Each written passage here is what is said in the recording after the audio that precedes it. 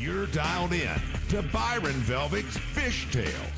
Real talk, real tactics, and the stories that make it all worthwhile. Byron Velvic's Fish Tales is brought to you by Livingston Lures, Trika Fishing, Mercury Outboards, and Camus Boats. Without further ado, here's Byron. Hey, Byron Velvic, Fish Tales. You know, this is super cool. We got a special guest, a guest that just popped up because he's been on a tear, an absolute tear. Talk about being in the zone. This guy is flat catching them right now. And what's cool about it, he's one of the pro staff guys for Livingston. He's a friend of mine. I've known this dude since he was a little kid in the campground, hanging around, throwing rocks, fishing off the bank. This is Randy Howell's son and the legend now, the guy that's crushing it, Laker Howell. Laker What's Howell, up, dude? What's up? He's in the Man. house, boys. He's in the house. Hey. Fish Tales has the hottest stick on tour right now. Look What's at this. up? Look at that, man. Look at that. Show You it see to- that? Show me the armor. Show it to me. Show it to me. I want to see the Look at armor. this. Look at There it this. is. Hold it up. Oh, we're going full screen on that, baby. We're going full screen. What is going on with Laker in the zone, my friend? I mean, dude, you go out and you win one up north at Leech Lake, and then you come back down and you win this one. It's like, dude, you gotta feel amazing right now, just amazing. Dude, you know what's crazy too? So Leech Lake kind of snuck up on me. I wasn't expecting that one. So that one was cool. Like nobody was there. So it was just me. I had my roommate, Andrew Banky travels with me, which was cool. And But, oh, by the way, Andrew Banky, Pam Banky's son, yeah, another kid that I've known since he was little. Pam Banky, by the way, Mercury Outboards for the longest time, used to be my boss at Mercury. And Andrew has been Pam's son, just this cool little kid like you. And you guys, until you just said that, I didn't realize you guys are rooming together. So yeah, Pam he's my Banky's boy, son, man. I freaking That's- love Banky. isn't it freaking love it. cool? He's Oh, such he's a cool awesome. dude. Such Yeah. a cool dude. It was me and Banky up there in Minnesota, right? So I win the tournament. He's fired up. I'm fired up. We go to dinner in the casino that night. It wasn't that great. Then we go back to the room and we were so tired. We just freaking watched Batman that night. Like that's how we celebrated winning the Open. Okay. We watched Batman on the Xbox. Oh So- my gosh. So Because you this guys one were right more here, out. Yeah. this one right here was golly, this one was special because, ever since, so if y'all, I don't know if anybody saw how the schedule was originally, but when they first dropped the Opens EQ schedule, we were supposed to be going to Pickwick at this exact week. So this was not on the roster. So Pickwick got changed because there was a MLF college event that was scheduled out of the exact same ramp the same day because the city screwed up. So instead of Bass going there and taking their tournament, they just moved it to Wheeler. They got a place change, and I'm so glad that as soon as they did, I've been saying it for months. I told my dad, I told my wife, I told all my buddies. I was like, I'm winning Wheeler because I got third last year on a Walking Boss Junior over there. Did you And really? Yeah, I got one spot. I've won $110,000 in 2 years off of a Walking Boss in 2 years on one spot. It's insane. At Wheeler. At Wheeler. Yeah, Lake Oh, my Wheeler, that one gosh. spot. I've had that spot to myself for 2 straight years, 6 straight days. I finished third in the Toyota Championship last year throwing a junior because it was slick calm. Right. And this time it was windy, so I threw the big one and smashed them again on it. Freaking Oh won. my gosh. One little area. You had it to yourself both times. Like you Yeah, I got had this one- area and nobody else is messing with you on it. Even though that place was good last time, nobody even came in on you again this time. I had one guy in there with me this time, but he didn't know the zone they were in really. Yeah. He didn't know the zone they were in really. So there was only one dude, and it was pretty cool how it all went. It was pretty cool how it went. Yeah, just one guy in that one zone is all it was, and he was scoping. This is the thing. He was out there scoping, doing his thing. And I pull in there, didn't get a bite till 9 a.m. on the first day, and I ease over toward the juice, bomb up there, and as soon as the thing hit the water, it was like, and it was so loud. I was trying to hide them from how big they were to him, Yeah. and they were blowing it up so loud that he was like hearing it across the area, like he could hear it. So then he picked one of whatever he was throwing up and started throwing it too. Topwater. He was trying to mimic, but. Did he make a showing in the tournament? Did he do any good or no? He did make a top 10. He had 20 pounds on day 1, and day Did he get 2 close to you? Was he in your pocket? Did he get real close to you? Did he get like up in your stuff? Could he have cost you the tournament? potentially. So day 1, I learned my lesson. I left. He had 13 something when I left, and he was due in the later flight as well, but I left at 2 o'clock because I thought, well, shoot, maybe he won't. Well, he caught 20 pounds that day. Day Oh, 2, I never moved the entire day. I power poled down, never let anybody get on it the entire day. And when I left, he only had like 30 minutes in there afterwards. And when I left, I started my engine up, so it kind of stirred him up a little bit. did you do a couple donuts on the way out? Did you power grab it? I know the Laker. I know the move. I'm just gonna check my spot before I leave. I'm Let not. me just I'm make not sure. doing a hot circle. Let me just graph and make sure they're still here. Oh, maybe I'll side scan it. Maybe I'll side scan it. Oh, it's time to go in. We gotta go. Gotta go. Yeah, I had my engine pointed toward it. I backed up a little bit, and then I put it in drive, and I was like, bye. Yes. You are such a pro. That is a pro move. End of the day, I'm just gonna power around a little bit because this guy's got 30 more minutes on the spot. So you Yep. just sat there and decided to do a little power graphing. Aaron Martins would call it. Try to break a puck. We're power Power graphing. Just grabbing. That's power graph. Try to bust a puck like Brett Hite used to say. You get that transducer nice and hot, you know?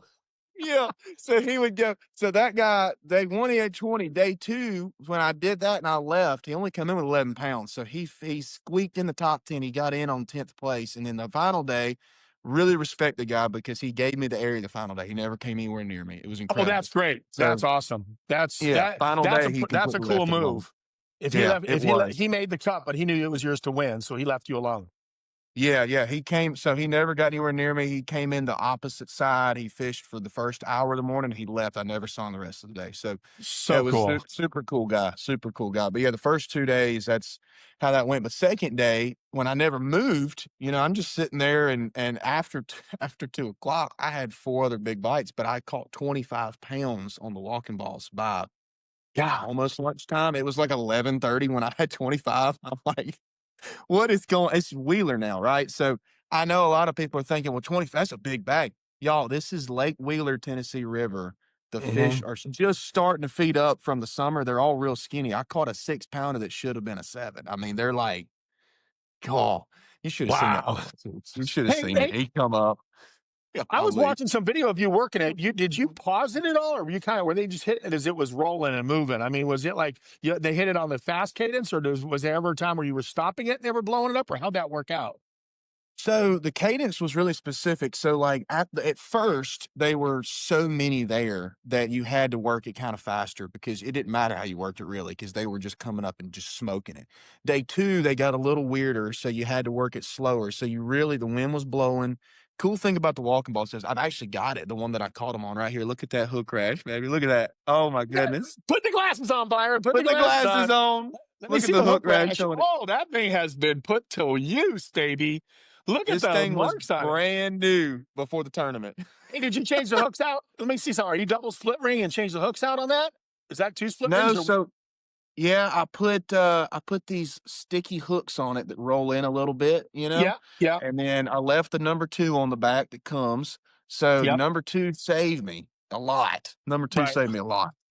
Oh my gosh. Yeah, a lot of But guys I yeah, know are taking them. They changed the hooks. Klun, that was Klun's favorite bait. And it's funny because the podcast that is literally airing today, Monday, October 7th, right now, or yesterday, actually, the 6th, Rick Klun was talking all about the walking boss and at the US Open at Lake Mead. So he was on this yeah. thing a month ago. He caught every one of his fish on the walking boss, the blue Truce color, the one with the chartreuse Oh belly on it. yeah. Yeah, which is Yeah. my favorite color. But then I was like, oh, he's throwing the bone because the water was obviously more dirty. But his thing was the Uh-huh. power of the paws. He said he threw it out there. Crazy, crazy Laker. He throws it out there and he lets it just sit there and marinate. And that sound was attracting fish. So he said a lot of his bites came when it hit the water and just sat there. And as the ripples dissipated, they'd blow it up. but he goes, I'm casting Wow. into those targets. He was casting into a Yeah. target, like the back of a pocket, a little bit of trees and all that. But he was always talking about, he knew the bait was still making sound, even it wasn't moving, which is really Yeah. cool. But it's making all that crazy sound. So you got the hooks going, you got the bait flopping, and you got that EBS sound technology just permeating the Dude. water. And dude, it just lights them up, bro. It lights them up. So I got a cool story about the EBS actually. So I am 1000% convinced, not because we're on this show. I'm telling you, if you go watch the drone footage that they released of that Topwater deal. So on day 3, the camera guy from Bass was in there with a drone. He's over top of the drone and he happened to be running it right as I caught my second biggest fish. I caught a 4.25. Now, this fish had blown up 20 minutes before. There wasn't many left, so I know it was the same fish because I worked the same cast line for 20 straight minutes. I finally got him to come back. That fish trailed the bait on the camera on the drone for 4 times. He would come up, so it was a long cast. He trailed it the majority of the cast and got it almost at the boat. And I'm convinced that sound was talking him into it because if you watch him, he would come up and he'd flash and he'd go down. Like he was like trying to talk himself out of it, but it was just driving him nuts that sound was going. He was like, I'm gonna get it. No, wait, I can't. I'm gonna get it. And then he would go back. And then he finally just smashed it, dude. God, it was sick. God. That's Yeah. amazing. Yeah, dude, it's crazy. I mean, it's the people don't realize it, but the sound and Clem's like people just don't understand. This is really attracting fish when they're just sitting still. When it's moving, it's something else. It's like having a hydro wave in your fishing lure. Like, you remember we used to That's put the exactly what speakers it on the front of yeah. it. We put a speaker on the front of our boat, and the fish would come to the front of your boat, right? But now Yeah. you got a freaking hydro wave built into a little fishing lure. So those instead of coming to the darn front of your boat and looking at your speaker, they're actually looking at a lure. And I'm like, God, Yeah. Clem's digging it. And it's great to have him on the show and the team. And you're over there Yeah. throwing it, but you've been throwing it for a long time. Like you said, last year, you got third at the same lake, at the same spot on the junior, because that's a good pro pointer, too, because it was calm. And they wanted the smaller Yep. bait because it was calm.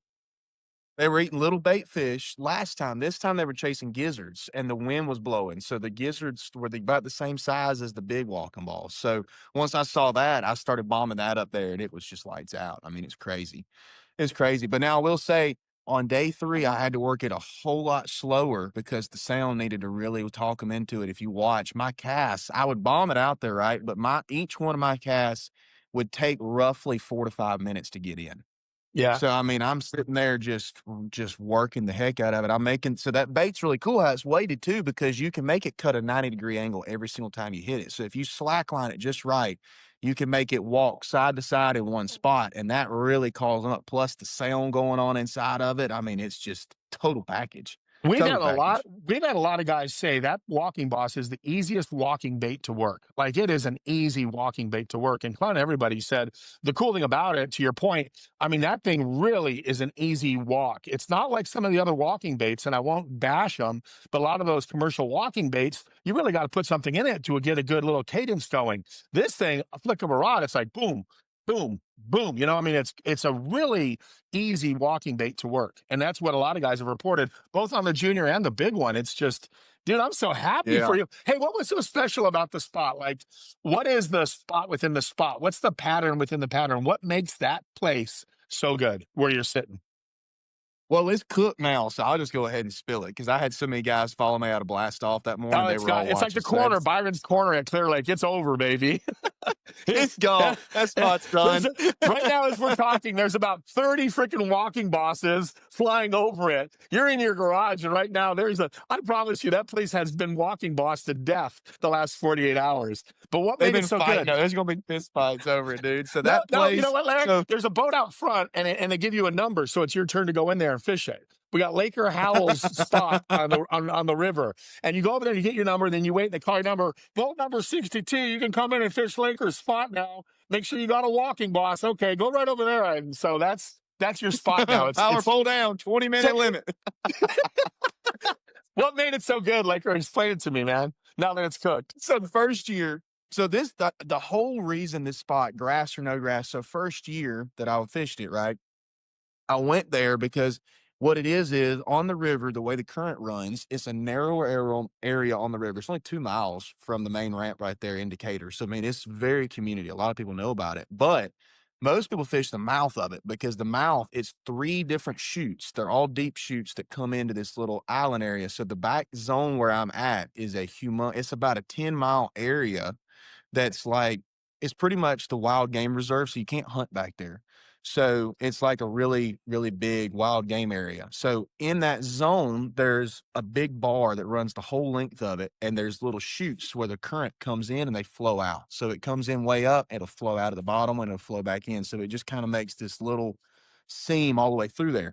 So last year, when the grass was really good. So that lake goes through a grass cycle every like 3 years. So like it'll get grass from Guntersville, it'll grow really thick, really good. Then all of a sudden it dies again. We don't know why, but it just does because current, something, water fluctuation. I don't know.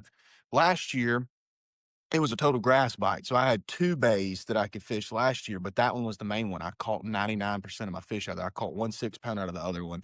But the grass beds that were in there, those fish were acting like frogfish, which was really weird. Like that was the coolest thing because that little junior walking boss is so subtle. You can walk it really slow and just cut it that we're talking about. So what I would do was if y'all go back and watch the footage, I ended up catching them. I shared that area last time at that Toyota Championship with over 18 boats in 3 days, and I still got 3rd place on that Walking Balls Junior.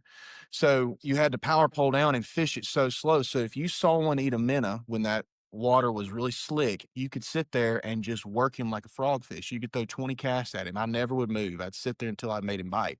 And you could walk Wow. that little Walking Balls Junior over it. It took a lot of patience, dude. I'm telling you, it was crazy. So you'd sit there and Go throw back. that walking ball. I think I lost my mind a little bit in that tournament too. You'd sit there and walk that little junior over it, and you had to lock in the entire time because any second that fish was going to commit, they would never leave their little spot in the grass. I learned that. That was the coolest thing I learned. When you're out there fishing, you're Really? learning stuff. They would Really? They never weren't they leave. weren't They would sit nomadic. They weren't right roaming there. around. They were just sitting there. So you knew once they showed themselves like a trout in a stream, Mhm. like you knew once he came up and ate a fly, that was the little pool he was in. And then you just had to keep making that cast to get that bass in the Yep. grass like a trout, elevate again and eat. But it would just sit there and wait. Like you had to lure him up basically. Yep. He would just Oh, sit there, and it was only 2 foot of water, so you couldn't move much. It was like red fishing. It was crazy. You'd sit there and you just keep throwing and just keep throwing and keep throwing. My co-owners thought I was nuts. They were like, "This guy's throwing at the same fish 20 times in a row, and all of a sudden it bite."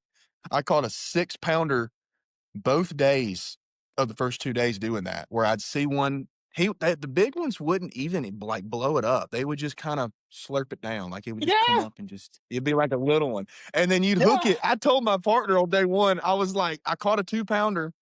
And then the very next fish that bit, it just grabbed it and I hit it and it was coming right at me. He said, "You want the net?" And I'm like, "Nah, it's a little one. That's 6 jumps." And I'm like, "Yeah, I'll get the net, please." Oh my gosh. Dude, what's crazy is so Rick Clun and I are talking on last week's podcast. We're talking about throwing the bait out there and letting it just sit there, and I'm like, yeah, that Yeah. was my pattern at Lake Mead. My pattern at Lake Mead was to go into these pockets, throw it out there, let it sit. And to what you just said is what I said on last week's podcast. The big ones were like, it was just like a bloop, they would just suck it down. Like, Yeah. and you wouldn't know it, but they didn't come blast it and blow it up. And then 600 didn't come over the top and come down on it. It was like, and Lake Mead, you throw it out there, you let it sit, and then you work it a couple times to let it sit, and you might get like this little just indentation in the water, this little ripple or this little suck down. You go to stick it, you're like, oh my gosh. But it's the most subtle bites on those big ones. Dude, so don't they just have the weight? The big ones have the weirdest way of just slurping it down without you got to be watching for it to know what happened, basically. Yeah, they just come up and they're like, "Slurp, I'm just gonna eat that real quick. You ain't gonna notice." They just come up and take it down. But yeah, so last year the grass deal. The last year were you throwing bone last year? Same color? The junior? Yeah. The junior, Bones same all I color. throw. Yeah, That's the all you juniors. throw. Yep. Wow. Well, they're Yep. sold out now. You I can't throw buy them bone anywhere. Tennessee Rivers. Yeah, they're gone. Good luck I had a guy finding one. text me last night. Yeah, go ahead. I had a guy text me last night. He said, "Dude, where can I buy these at?" And I was like, "Go to Livingston's website." He said, "They're sold out everywhere. I can't find them." He went and ordered 10 last night at 10 o'clock. Where did he get them? So- Did he find them? Did he find them somewhere? He found them on Livingston's website. Yeah, he went to livingstonlivers.com and found them. He got 10 ordered last night. He was like, "Oh my gosh, thank you." Dude, the blue Truce is almost sold out because of Rick Clun's thing. The blue Truce is almost sold out. That other really cool color. And when I was watching you, I watched Thursday, Friday, Saturday, especially Friday, Saturday, I would check Tackle Warehouse. just to see how the Livingston stock was doing. And you'd watch it falling quickly. And by Saturday, it's back order, back order, back order, back order. Dude, that's the power of what you just Yeah. did. That's what's crazy, bro. So let's go back. So last year, you're there, you're throwing the junior, and you're fishing a bigger area, but you're dialing in the area within the area. Like, you really get the zone of it. And it's just a big giant grass flat that those fish have so much current washing over them. It's like a lunch bucket because the river's narrow there. Is that the best way to describe it? As the current comes in, so it'll make these little indentions. So there's 3 zones in there where it's a little dip, right? So it'll be 2 foot deep. It'll drop to about 3, and then it comes back up. So those big ones, what they're doing is, the best I could figure, I had these 2 little zones in there last year where the grass was just a little bit lower than the rest of it, so it wasn't choking out. And the current flowed through, and that bait would push across that grass. And right as it got there, you'd see him come up and just eat something. So you just sit there and just keep waiting until one showed himself. Then you'd work him until he did. It was so cool. What a dream. But the only spot. reason I could make them bite, it was so sick, dude. It was so sick. But that Livingston, the EBS technology was the #1 key to it. Because tell me another bait that you can sit there in open, clean water over grass and throw 20 times at a fish without the sound inside of it and talk them into biting again. You sit there and just keep throwing Right. and throwing and throwing. I don't know. I don't know one. I had to Right. throw that. I threw a bunch of other baits in there. I never got about anything but that. So I caught them all like that last year.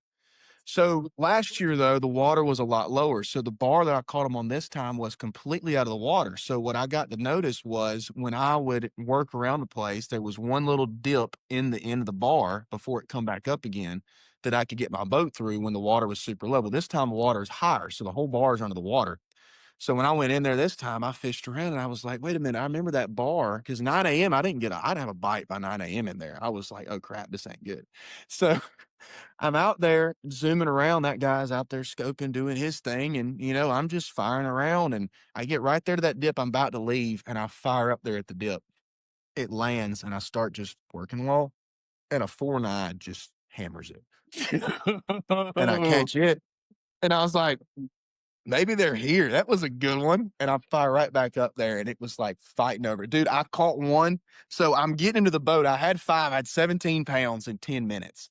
So I get this other one to the boat. I thought it was a 3-something. It was this little round fat one. He's on the back treble, one hook stuck.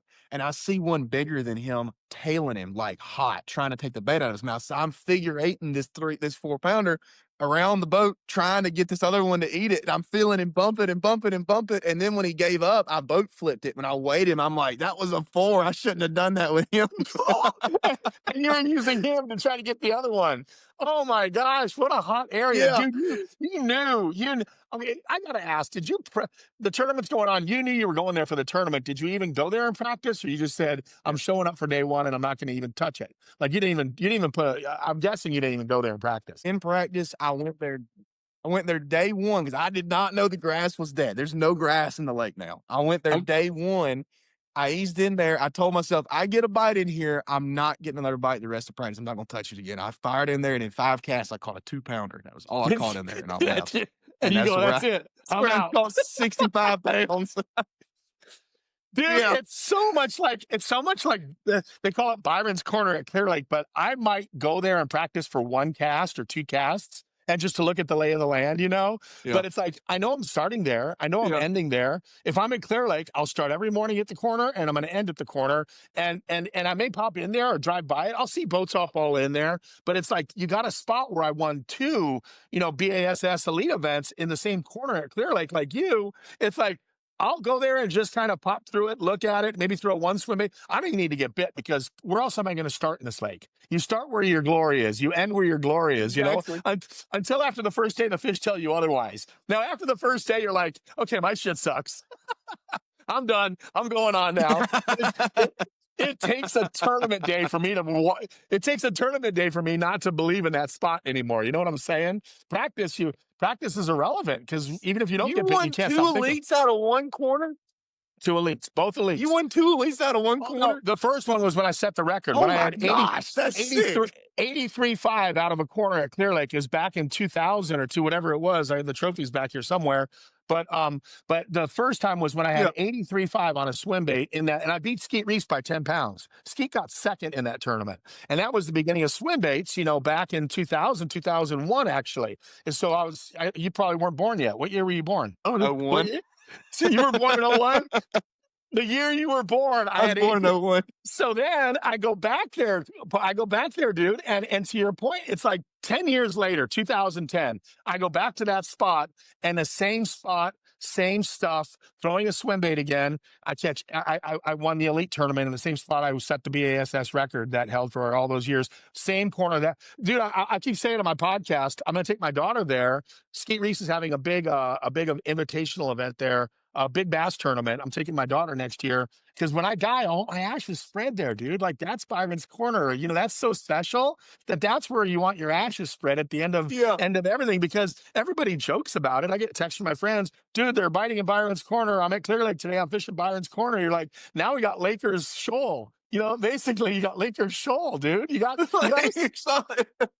really, you got Lakers Shoal. You call it what you want, Lakers Bay, Lakers Shoal. But like Byron's corner on Wheeler, bro, you got Lakers Bay is what it's probably going to be called now or dude, something. it has to be. It has to be. If you knocked out a third there last time and then you win there, that's Lakers Bay. And so all the locals now are going to know that's your spot, and you'll forever remember Lakers Bay like I got Byron's corner. Dude, you'll live and die with that spot in your world, in your repertoire. And I love that for you, bro.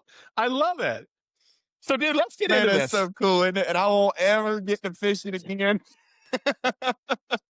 I go in there now and it's boats on top of boats and I'll go through the middle of them, but it's just a memory. And, still the cadence is everything. If you're working the right bait at the right time, you have the confidence.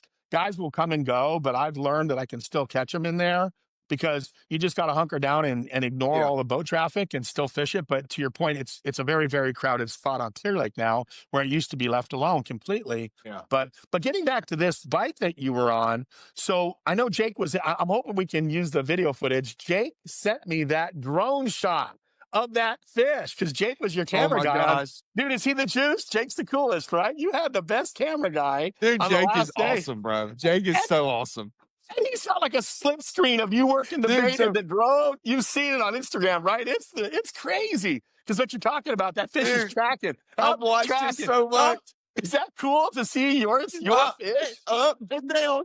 It looks like a little tarpon or something, like a little snook, flashing at it. You see the flash? He just keeps flashing at it, and then he's like, then he gets it. And I'm like, oh, I got that one. But if you watch the regular footage of the bait on the bottom screen, there's never a swirl, never a boil. The fish never shows himself. A 4-pounder did that many times and didn't show himself. That's crazy. That's crazy to me. Man, I've watched that so many times. I'm like, did that fish ever show himself? Yeah, he never You would did. have never known. You would have never known you had a fish taking shots at your bait. You would have never, if that drone wasn't flying overhead, you would have known it. And another crazy coincidence, unbelievable, Clun was filming with Jake. Did you know this at Lake Mead? So he was at the U.S. Open. Jake flew out there. Did Jake tell you? And Clun's working the walking boss. He's got the drone flying over Clun. He caught a 5, didn't he? A 5-pounder, which is like a 10 back east, dude. That's a 10 or 12 pounder. At Lake Mead, a 5-pounder moves you up 50 spots in the tournament. You catch a 5, you're walking up to the weigh-in proud because everybody's got 9 or 10 pounds, 8, 9, 10 pounds. You rock a 5. So they're filming in practice. And yes, on the Blue Truce. And Clun said that Jake's got that drone flying right over him and that 5 comes up and eats it. And he's like, and he missed it. He had it on, but he lost it. But every day of the U.S. Open, he went back there and told every one of his partners, I had a 5 show himself right here. And he was hoping for what you were doing, which is catching it in the tournament. He did it in practice, but that 5-pounder came up and he had him on. But Jake said, dude, I think I got it. Like with the drone, he goes, I think I got the shot of Clun having that fish come up and eat it on the drone. And we're waiting to see the footage. But this is exciting times that Jake got to film with Clun with the walking boss. And then he's in your boat with the walking boss. And Jake's like, dude, this bait's with the sick. walking boss again. I got it. Jake's like, send me some of those. Jake come up to me and he was like, Jake's the like, first thing he told me was that he was with Clun. He was like, he got in the boat, we get to the spot, and he's like, yeah, man, I was with Clun, last week at Mead, and it was so sick. He caught a big one, and then we had a drone shot. He was telling me all this stuff, and I'm like, man, that's really cool. And then right off the bat, I catch a 5-pounder on it, and he was like, filming with the camera mouth wide open. It's so fun. We're going to get done with this podcast. I got a bunch of Yeah. walking bosses, in the eBay room, and I'm going to call Jacob and say, bro, what do you need? I got to send him a care package because that dude is, if no one's a bigger believer than Jake right now. And he's been filming for 14 years. He did bass. He's filmed the elites. He's filmed the college. He films the opens. I mean, he's a 14-year veteran of bass as a camera guy.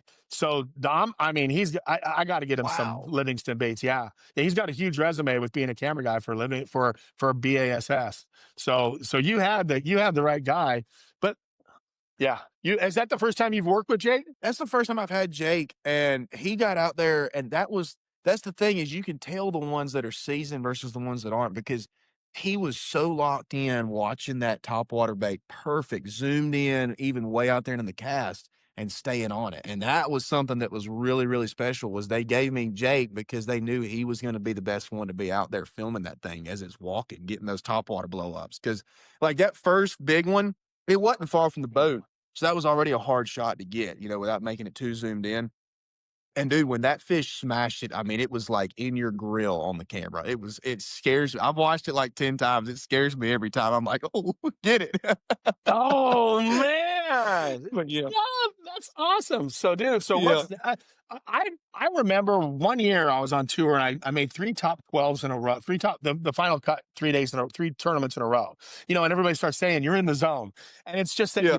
and you're going places like the Ohio River, like you're just going places you've never been, and it's like I pull a top 12, I pull another top 12, I pull another top 12. You're like, oh my God, suddenly this got real easy. Like suddenly I was making all the right decisions. And you're like, I'm on my way to another Bassmaster Classic and I'm making the final cut day 3 days in a row on the Elite Tour. You're like, this is really cool. And right now you're in that zone. Like you got to feel right now like there's not a tournament you can't Dude. win right now, which has got to be, I'm so happy for you, Laker. Like that's so cool. Dude, it's a mind. I don't know what it is. It's like a mindset. Cause like when you're in a negative mindset, you stay down in that valley, and I don't know how people like how to explain how to get out of it because it just kind of happens. And when it does, it's like you ride really, really high. Right now, I'm as high as I can get, I feel like. Cause like after that first one, normally I'll tell you, once you get the first win, I've noticed this, and you can probably attest to this too. Once you get the first win, because before you get it, you're like, man, it'd be cool to win. I want to win. I want to win.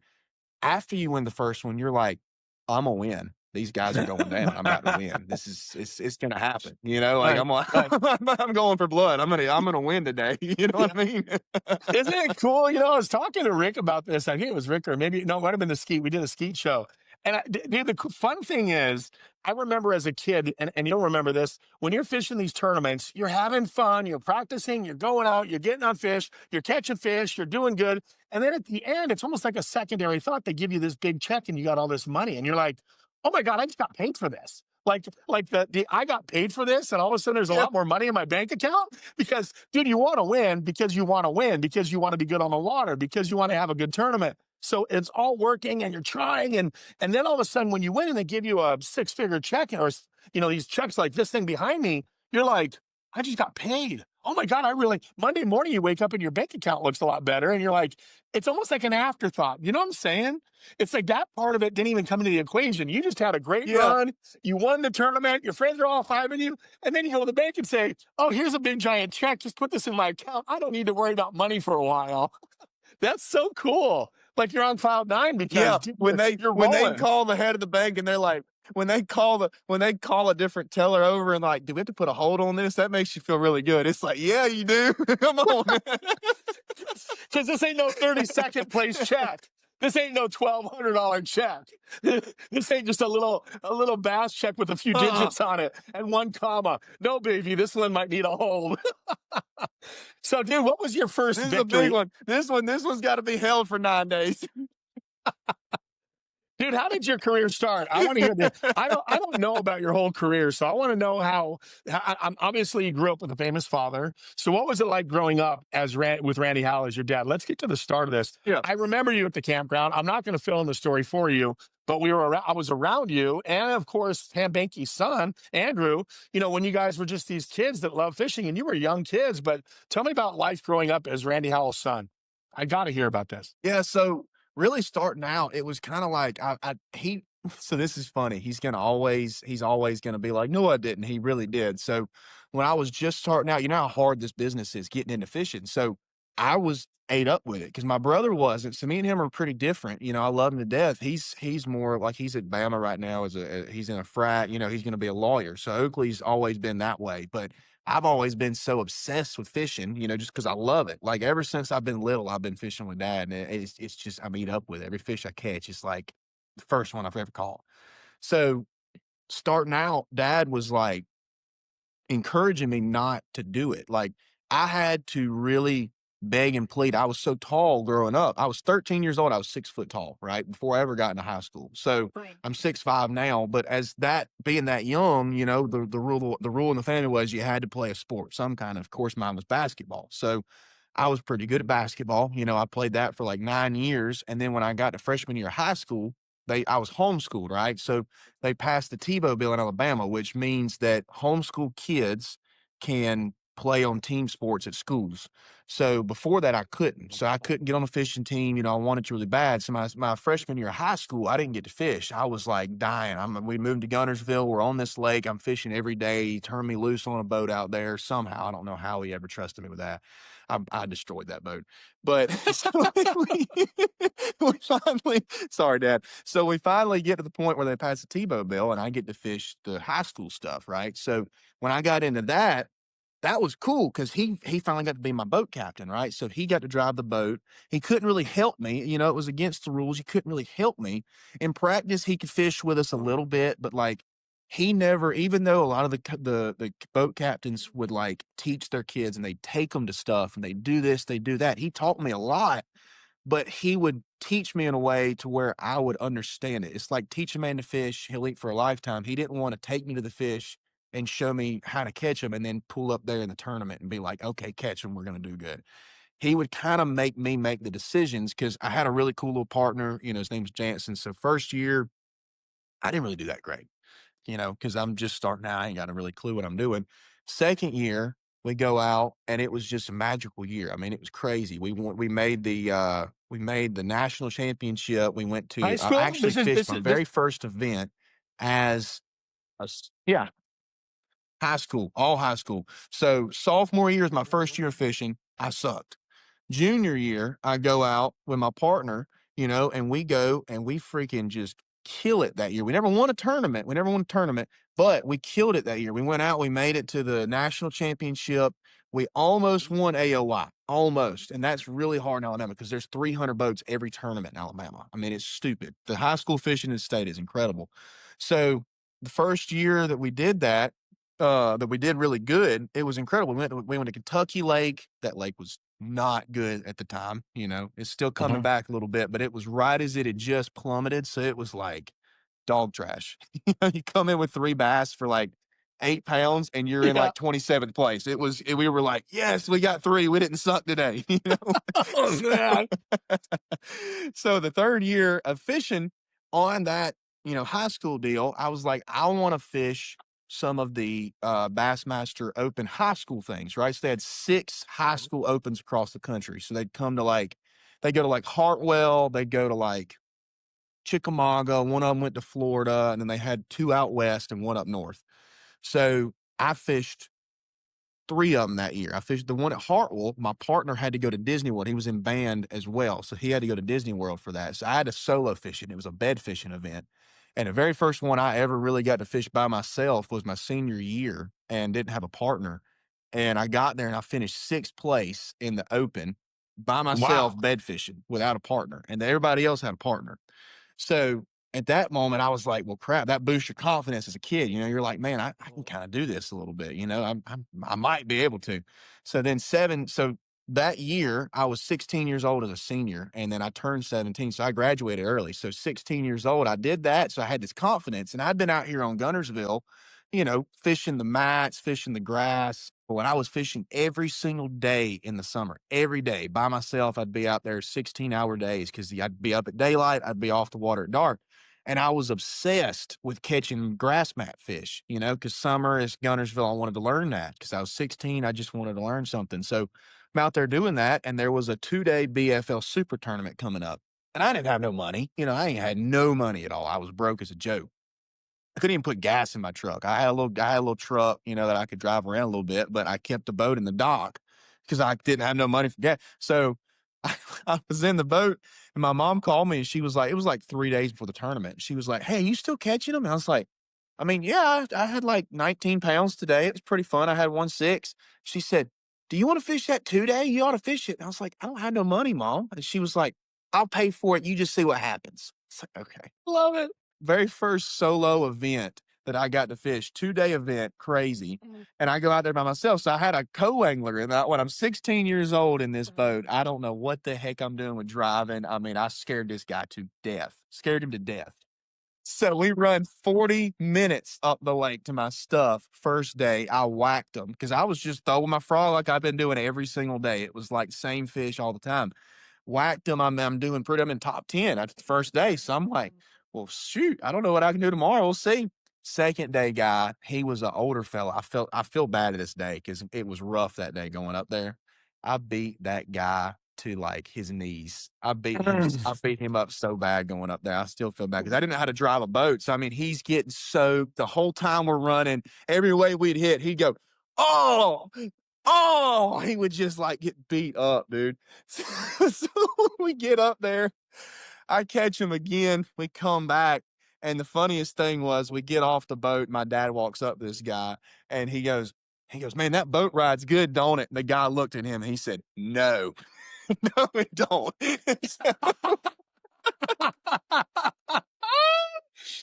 Not the way So my son drives it.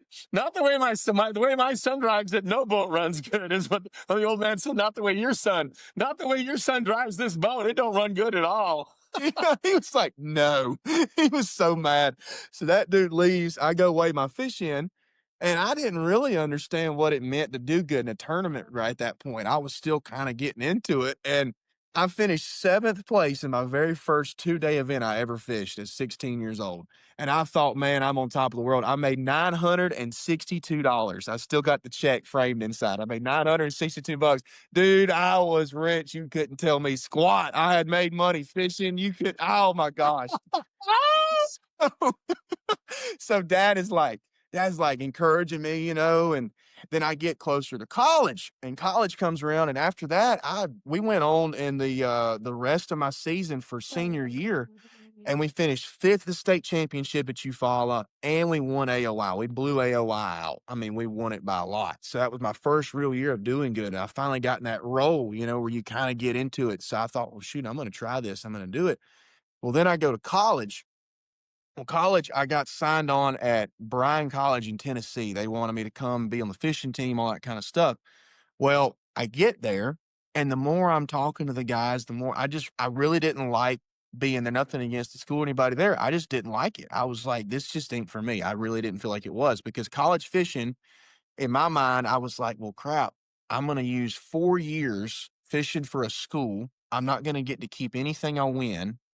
And then when I get out of college, then I'm ground zero at, 21, 22 years old. I don't have any around the country experience, like by myself. I'm with a partner the whole time. So like if I'm by myself, I think I can do a little better. So I finally talked to dad after 2 months. I left that school, came back, did community college online, and I jumped right into the Toyotas at 18 years old. Like 18, I had an old '07 Triton and I had a diesel truck, and they just turned me loose. I went across the country the first year.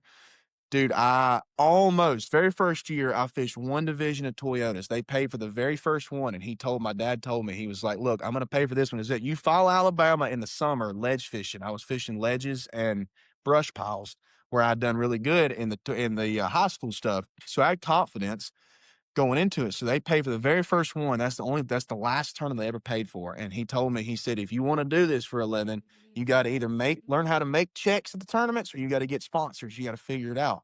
So that one, I made a check. I finished 16th place at that one. I missed the top 10 by like half a pound.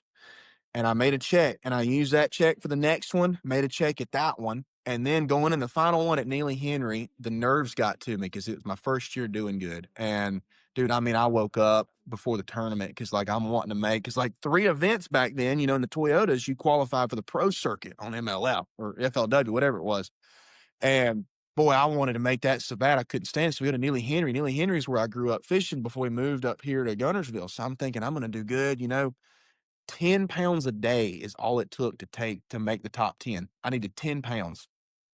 And my nerves got to me. I woke up every morning before the tournament. I'd puke my guts up because I was so nervous, dude. I was this nervous wreck kid out there trying to catch a bass.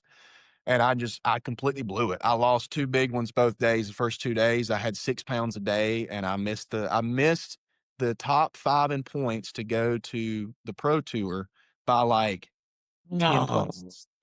So I was No. just devastated, devastated. That was my first year doing it. And then second year, I'm like, all right, I met a kid on the tour. He's actually on the Livingston team now, Ethan Green. He's Uh-huh. from Eufaula.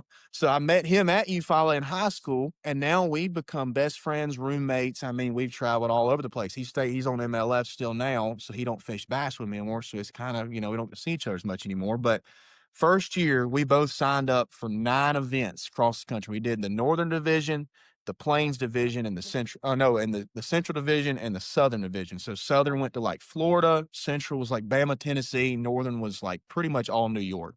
St. Lawrence, Champlain, and Potomac River was the other one. So we fished that next year, and both of us absolutely got destroyed by those guys. I mean, it was so bad. It was so bad. No way, really? It was so bad. It didn't go good at all? We each made 1 check out of 9 events. 9 events, we made 1 check, and that 1 check was on Lake Gunnersville. Oh, no. Oh. I mean, dude. What's your dad and mom saying now? Is your dad and mom saying, you might need to go back to college, son? Dad was like, time to get a job.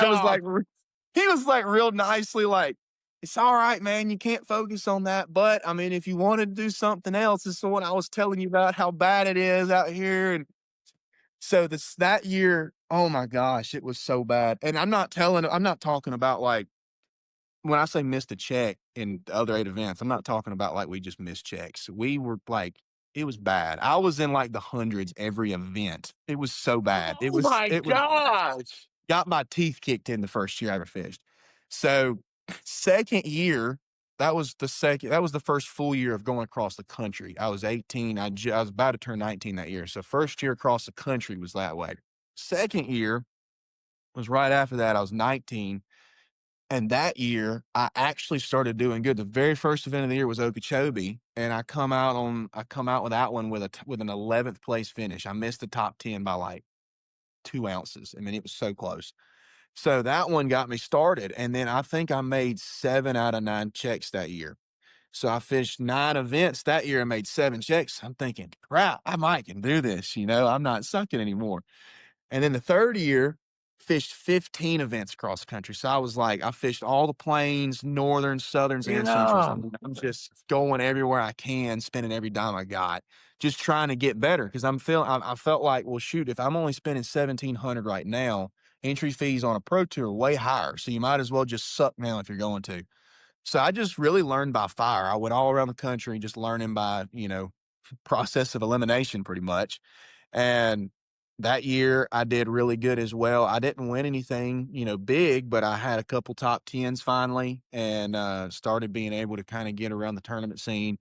And then the fourth year, I fished 18 events across the country. I fished everything I could, dude. I mean, everything I could. Every year I was like, the more tournaments I fished, the way I thought, I was like, man, the more tournaments I'm in, the better chances I've got. I got a higher odds, of winning a tournament. Because if you're in more hands of blackjack, you got more chances of hitting blackjack. You know what I mean?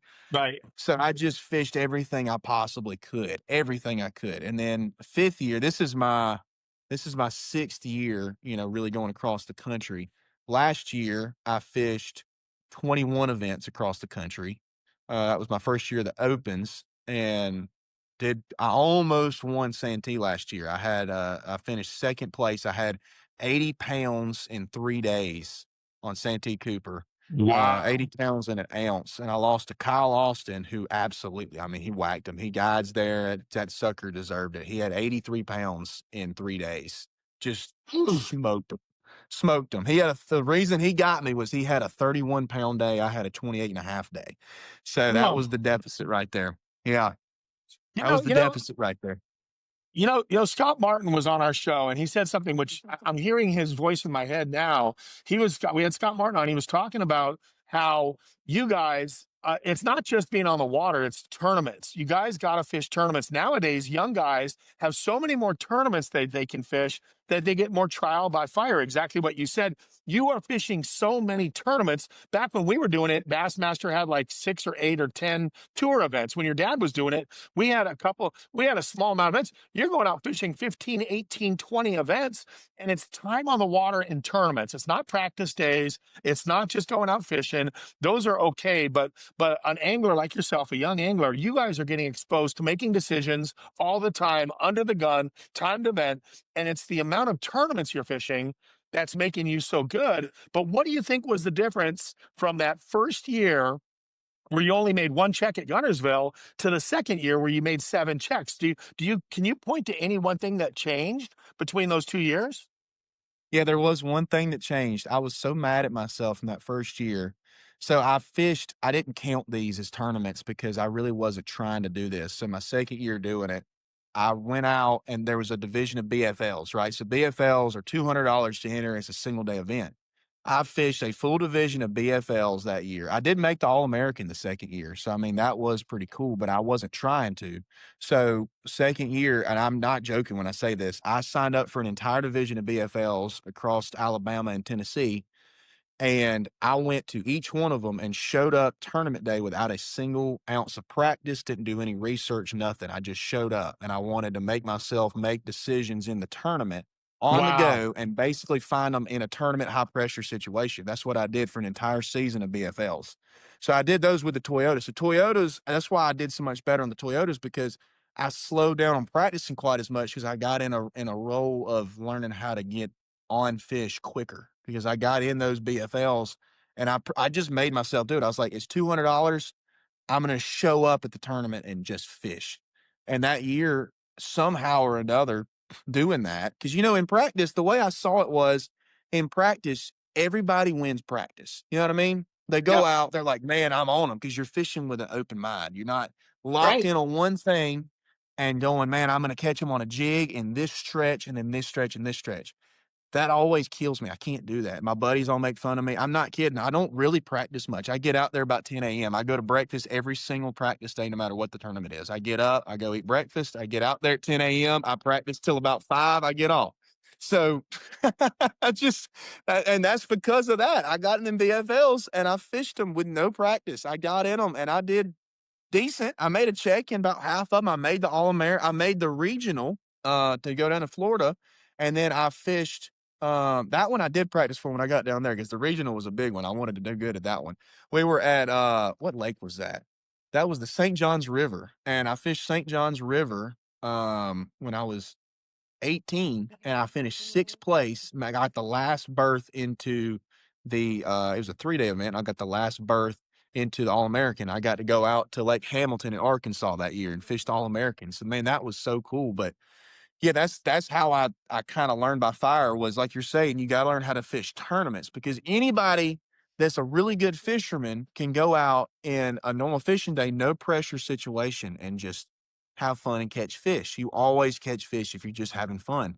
So if you get under pressure, that's where the mindset, that's the only difference between a tournament angler and a non-tournament angler is the pressure situation, learning how that mindset works, I feel Yes. like, because once you get good at it, it just flows. It's not like you're in a tournament anymore. You're just out there fun fishing still, you know?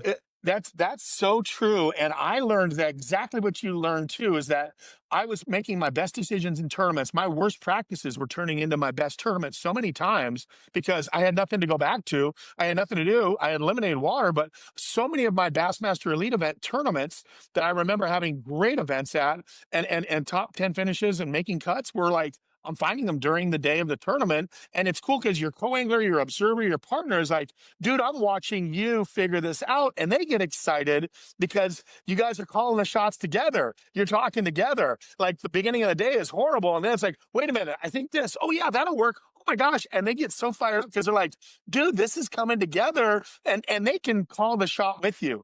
Pretty soon by the middle of the day, the end of the day, got a great story about that, Laker. Aaron Yeah. Martins and I are back east, Aaron Martins and I are back east, and there's a U.S. Open. And I'm like, dang it, we got to go to the U.S. Open. He goes, you want to go? He goes, let's go, but we're not going to have any time to practice. We'll just show up for the tournament. U.S. Open, Lake Mead. My house is on Lake Mead. I've won 2 U.S. Opens on Lake Mead. You know, Aaron's won 3 U.S. Opens on Lake Mead, but we're back east and we got no time to practice. So we drive all the way over to Lake Mead. We get there the night for registration. We get our partners. The next morning, they're doing the national anthem. We put our boats in the water. We're like, man, this lake's gone down like 40 foot. And your partner's like, did you not practice? I'm like, no, this is the first time I've seen the lake in like, you know, a year. And Aaron and I are laughing because we haven't seen the lake in a year and it's 40 feet low and the national anthem's going. The guy's excited to draw Byron Velvic and Aaron Martins. You know, we're both sitting there laughing, but everybody in the tournament knows we showed up last night. Like, you know, there's a day off. The U.S. Open, you have all this practice, you have a day off, and then you have the tournament. Aaron and I made it there for the day off. So we get there the day off. We're late for registration. We go to the draw. We draw 2 guys that are like, oh my God, I drew Byron, I drew Aaron, but neither one of them know where they're going. We're sitting there with the national anthem. I'm looking around Laker and I'm like, oh man, this lake is so low. I'll be curious to see what my areas look like. And I go to my areas and I see coyotes walking around on my best stuff. I see burros and coyotes on my juice. I'm like, that's why they were there. That's why they were there. And the guy's like, dude, what are we going to do? I go, we're just going to go fishing. And both of us made the top 10 that year at the U.S. Open. We both made the top 10 with no practice, showing up for the national anthem. Exactly what you're talking about. 3-day tournament. 4-day tournament, and Aaron and I are just like laughing because every day we're kind of talking to each other. We're putting it together. You know, Aaron was a dear friend, and we're just like, dude, I can't believe how low the water is. I can't believe that spot dried up. I can't believe you can't get back there anymore. But both of us are laughing because those fish, we figured it out on the fly, just like you're talking about, bro. Exactly what you're talking about, which is beautiful. Isn't it exciting? Because that's when you're just fishing by the seat of your pants, dude. It's awesome. You feel your spirit like lifted. There's no like, man, they were here yesterday. You know, man, I wish I could get bit like I did here in practice. Man, there's a boat on my best stuff from practice. I can't get over there. You don't have any of that. You don't have any of that when you don't practice, right? It's so much better, man. It's so freeing. I cannot do the deal where people, like, if somebody knows how to do this and they get waypoint, like if they go out and mark their waypoints and they're like, okay, I've got the perfect lineup. I'm going to start here. I'm going to end here and I'm going to end here. Like, that's great if you can go out and do that. I don't know about you, but it sounds like you're about like me. I can't fish like that, dude. I have to just, in practice, what I do is I go out.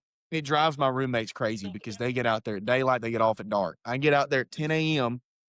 and I look around, but what I'm doing is I'm looking for clues. I find a zone, I'll try to find a big zone. I get 1 or 2 bites, and if one bite is over 3 pounds, I'm like, I'm done. I know there's fish here. They run together.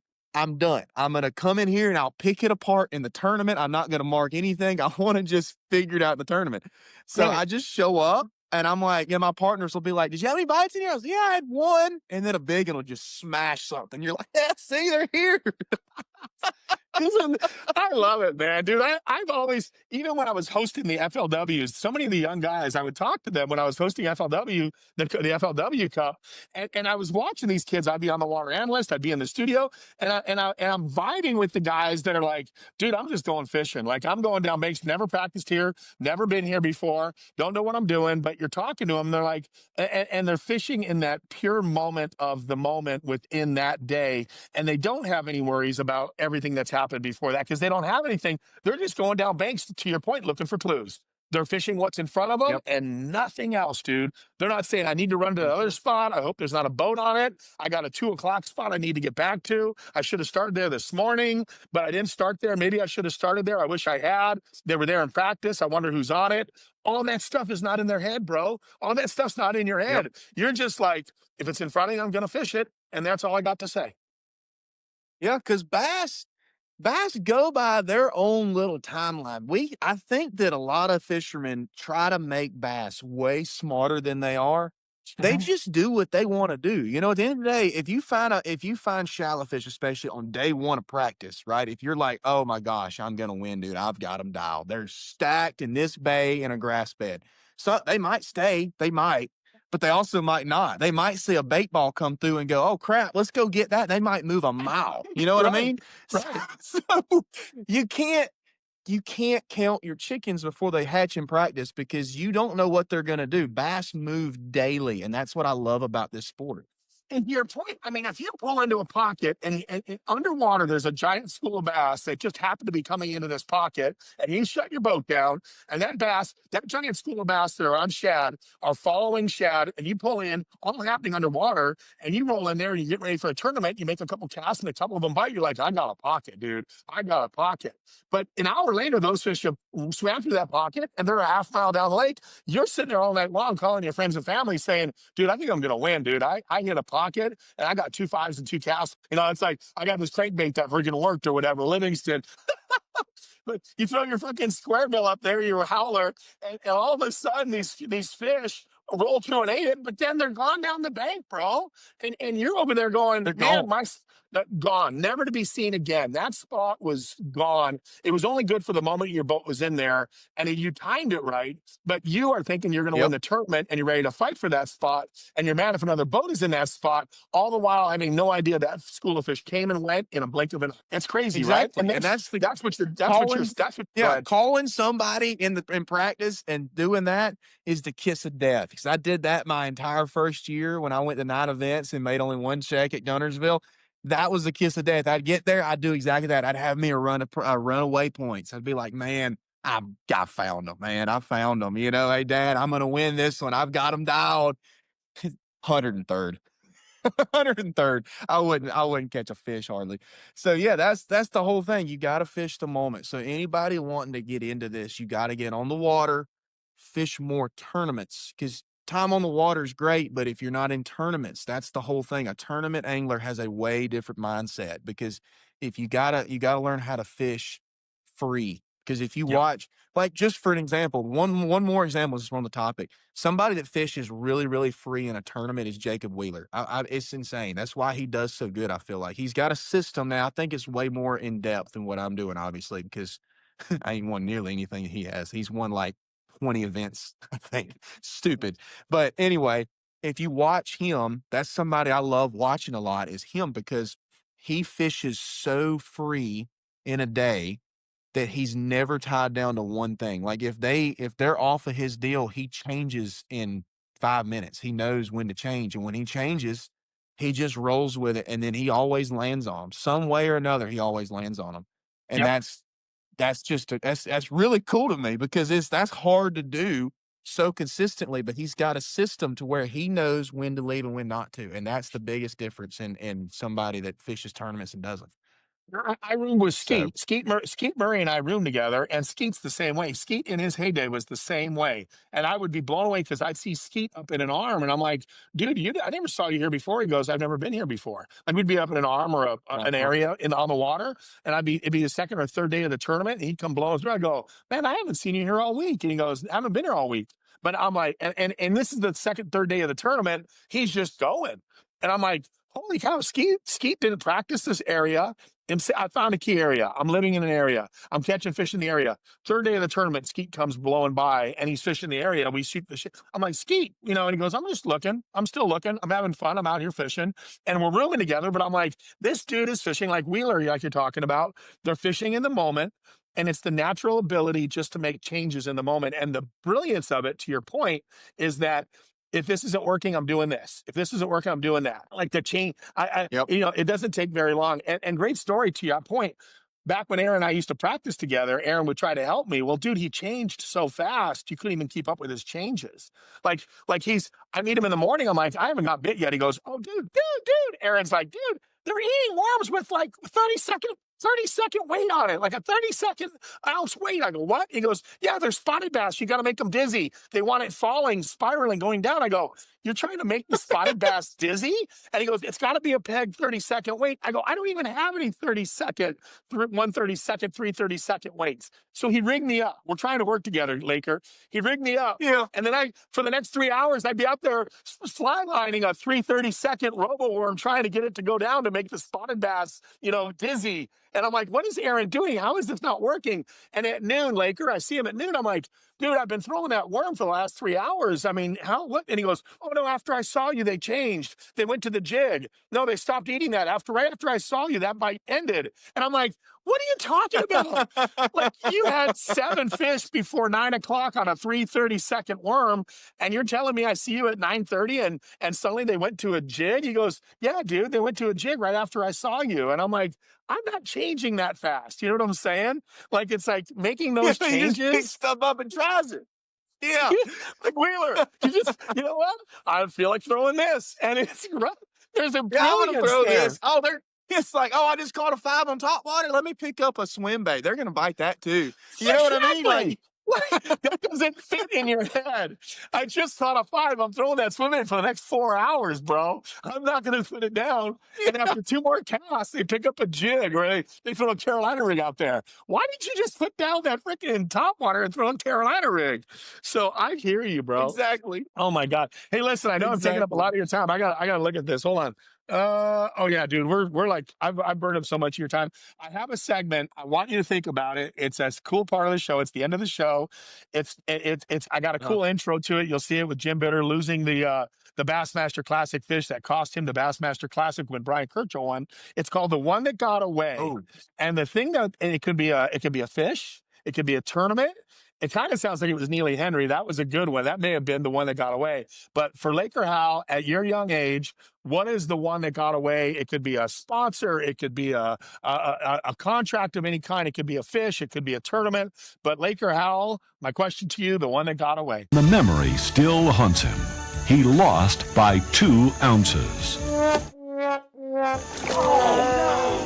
gosh, I think the one that got away, and I mean, like I said, Kyle Austin earned it. He freaking blew it out. But I think the one that got away was Santee Cooper last year on the Opens. Santee Cooper, because I got so close. That weight record.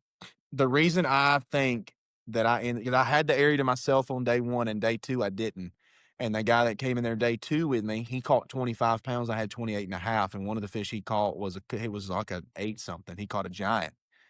Now, not saying I would catch that fish, but and then the final day, our day got cut short by 2 hours. We had to come in by 1 o'clock. So I got to fish till 12 o'clock because I had an hour run back. So I got a half day of fish on the final day. So I don't know. I feel like that's the one that got away. That tournament's the one that got away to me, is that one, because I finished second place. It was my first insane, really good tournament. I averaged 27 pounds a day in that tournament, and I finished second place. Like any other time that you win a tournament that way. You know what I mean? And that's, I'm not one of them guys that like stays hung up on it. I'm not going to be 35 years old and be like, yeah, man, back in, 2024, I had a tournament I almost won. But you know what I mean? You hear that story all the time, and it's like, good job, man. Since then, you know what I mean? You know what I call it? Remember Al Bundy? Yeah, I don't know if you remember. The older viewers will remember, but it was called Married with Children, and he was a quarterback from high school. And he's sitting there on his couch, and he's a middle-aged guy, and he's still talking about his high school football. You know what I mean? It's like, I used to be somebody. I used to be a high school football star. You're like, dude, you're 45 years old on your couch. You were a high school quarterback football. Al Bundy from Married with Children. The older viewers are going to know what I'm talking about. But, dude, I get it. So the one that got away so far in your young life, what are you, 23 now? Are you 23? I think you're 23. 24. 24. Yeah. But the one that got away was Santee Cooper, because you should have won that one.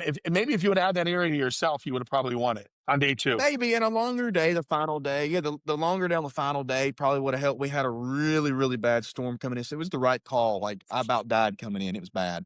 But, Yeah. that tournament, it's always that if you had 3 full days of fishing in that zone to yourself, what would have happened? You know what I mean? It's just a question in your head. But this year, it's been tenfold of what last year was, so I can't complain. Oh my God, yeah. Just on the question, the one that got away, that is currently the one that got away. Got it. Well, dude, I know people are going to Livingston Lures app, livingstonlures.com to check out the baits. Everything is working. People are figuring it out. Leech Lake, Rick Clun told me he was throwing the Livingston frog at Leech Lake. So I'm like, dude, you were throwing that frog? He's like, yeah. He goes, because Rick is digging the sound. Like, he goes, a frog that sounds like a bullfrog, you know? So he's all excited. He's like, dude, I Yeah. throw it out there and just, I get into a clear open part of water. And Rick said every fish he caught at Leech Lake was on that frog, just letting it sit there in the open water, you know? And you caught him on a frog too. But Yeah. so the frog bite was rocking. I know yours was a different one, but still, it's like, dude, it's fun to hear like Clun and you and everybody else that is on the pro staff. And now all these people are like, dude, those things are legit. I had this kid on the boat with me. I took him out. We did a glide bait educational thing. You saw that. Dylan Sorrells. I think you might have seen that. Oh my clip. gosh, that was so cool. Dude, that kid had never heard God, of that was so Livingston. cool. Dylan had never heard of Livingston, and he's throwing that glide bait, the Viper, the BV 6-inch Viper, and it's a cool short on YouTube. You can see it. But Dylan Sorrell's on LiveScope, learning how to do LiveScope on a paid guide trip with me just to learn about swim baits. But he turns to me and goes, dude, I wish these guys made a jerk bait. Like it's in his head, right? He's like, man, I wish this company could make like a jerk bait. I'm like, hold on. And I pull out our jerk baits. He's like, oh my gosh. And he starts wanting to see everything Livingston makes because he goes, I'm watching them on LiveScope. This is Dylan talking. He goes, I'm watching them on my scope come up and swirl around the bait and clobber the bait. He goes, the way they're reacting to it when it's just sitting there, or that glide bait is slowly sinking. He goes, they're tomahawking it, dude. He goes, that sound is legit. I can see it on LiveScope. And I'm like, and he didn't realize we made small baits. He thought we just had it in a swim bait only because you needed all that room for the speaker and the battery and the chip and everything. Yep. You're like, dude, look at the baits we make, the little topwaters, the little poppers, and the jerk baits and the small baits. He's like, oh, dude, this is going to be a game changer. He's just going into college now. He's going to that. Was it the same college you went to? It starts with an M in Alabama. Is that the same school? No, he's going to Montevallo. He's going to Montevallo. Yeah. But Montevallo is different. Dude, it's so cool, right? I mean, this whole thing is exciting, and I am so happy for you, dude. So happy for you. Hey, I got one last story for everybody. This is the most, like, anybody that ever has a doubt in their mind about the sound, go watch this video. It's on YouTube. This is the coolest thing I ever seen. This is when I really got to see it myself. So at a Bass Pro Shops tank, my dad was doing a seminar with it. And in the tank, before the seminar ever started, it was really early days of Livingston. Before the seminar ever started, he had a red crankbait, bright red crankbait in the Bass Pro Shops tank. You know, carp, catfish, crappie, bass, everything in there, right? He's on the top of the tank. They hadn't fed the fish yet, but he throws a different crankbait in there before the thing ever starts off camera. He's like, I just want to see what happens. The bass kind of reacted to it a little bit because they're hungry, but nothing else looked up. He picks up the Livingston red. It was the bright red Gunners Will Crawl. He pitches it in there, lets it sit dead still, no hooks. It is a bright red crankbait in a freaking tank at Bass Pro Shops. Every single fish, it didn't matter if it was a carp, gar, crappie, catfish, every fish came right up to the bait as soon as the sound started. It was the coolest thing I've ever seen. So they filmed it during the thing. Yeah, there's a video of that? There's a video of that on YouTube. Yeah, there's a video on YouTube. It's a really old video. It's very low quality, but he pitches the bait over the tank and says, watch this, everybody. He pitches the bait over the tank. All the fish come straight up to it and just look at it. And you see the bass know they're supposed to eat that sound. So you see the bass start blowing it up and they're running down with it. He's shaking them off. It'll float back up. Another one gets it. It was the coolest seminar I'd ever seen because you got to see how every fish in there understood what that sound was. It's cool. Yeah. It's really cool. You know, I'm going to find that video and link it. I'll link that to this podcast. And I wish I had videotaped what you're talking about. Yeah. When we used to go to shows for Livingston, we'd get the Pro Rippers, you know, our version of a lipless crankbait that would sink. And we would throw it over the tank and let it sit in the tank. And the bluegill would come and peck on it. You'd see all the fish come over and there's no hooks on it. But the fish would come over and grab it and peck on it. And people are going, what is that thing? Because you're just taking a lipless bait, throwing it over there and letting it just dangle in the tank. And it was a trick that we would do. Yeah, and they know it's not real. But they're pecking at it and they're coming up to it and they're hitting it, you know? And you're like, if they're doing that in the middle of a show in a tank, imagine what happens on the lake, you know? I mean, these fish have every guy going up there doing a seminar.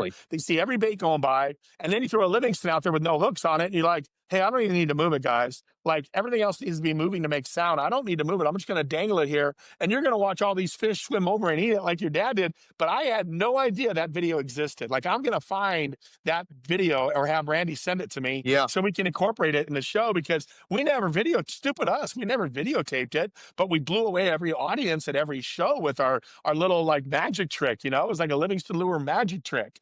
So I hear Uh-huh. you, dude. Oh my God. Hey, Yep. but we're gonna get you on the show The again. red I feel crankbait in bad. the tank. That's The red crankbait in the yeah, tank. the red crankbait in the tank is the number one. So check that out. But yeah, man, thank you for having me. This was incredible. I'm so glad I got to be on. And shoot, I mean, Dude, I loved it. I loved maybe every I'll win minute of a it. tournament over Okeechobee. Show me that bait again. Show me that bait again. I'm gonna sit there. I got to put one on eBay. Byron's bunker. I think I'm gonna put one on eBay on Byron's bunker to see what they're going for. God, that thing is tore up from the ground up. Dude, Laker, thank you. I'm going to have Yeah. you on the show again. I appreciate it. We're done with Livingston Lures and Fishtails, and it's been a great one. I'm sure Eric and Steve and everybody, Fat Fred, the owner, Freddie, you're going to love the show. We're all giving a shout out to everybody working so hard. Eva, Lauren, Steve, Eric, everybody there at Livingston. We want to thank you guys for letting Laker and I do what we do. So thank you, Yep. everybody, and check out livingstonlures.com. Laker, I'll be interviewing you again soon because we got to get you on as a regular and talk more about fishing strategy. I had no idea we shared so much as far as how to approach a lake and fishing by the seat of your pants and sleeping in, eat breakfast, get out there for a couple hours. There's so much more to talk about, dude. I hope the listeners enjoy it because hopefully they learned a lot. Yeah. I sure did, dude. There's a lot in common there. So thank you, bro. All right, bro. Hey, appreciate it. I look forward to it next time. Fishtails has been brought to you by Livingston Lures. Learn more at livingstonlures.com. Fishtails is also supported by these fine sponsors: Trika Fishing, Mercury Outboards, and Camus Boats.